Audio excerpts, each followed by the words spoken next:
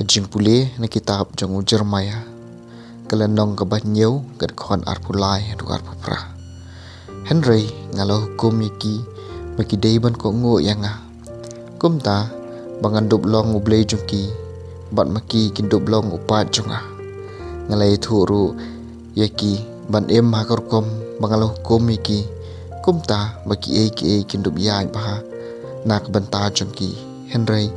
kim shem ko ngo ni kim shem patiau ye ban kila le mutulom kat bakwa kadunut jungki ban le hadu bekila nang sniu hakajaka benang khambha nadu kata kasni bagi kepahat man jungpi kila me nai jim hadu menta menne ngalapha sapha iki shakri jonga baro kinong itu lupa ban kim shem sha skor ne kim patiau ai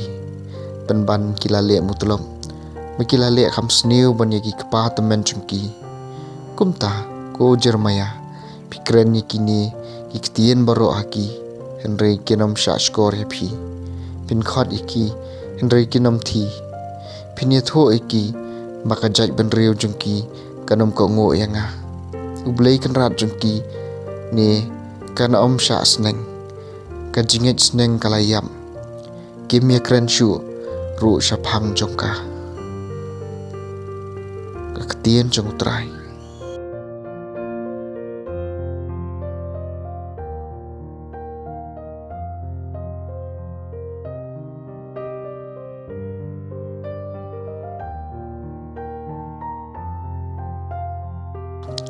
kajing pulih nanga gospel jong Lukas kalenong kabakhat wei kadakon khat saw hadu arpulai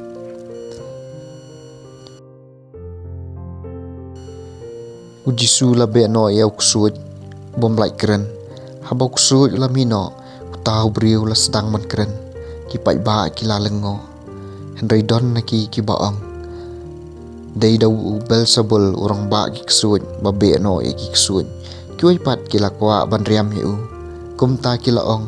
ba unle ka wei ka kampala man pen i ya ka jing menjur ublei Henry ujisu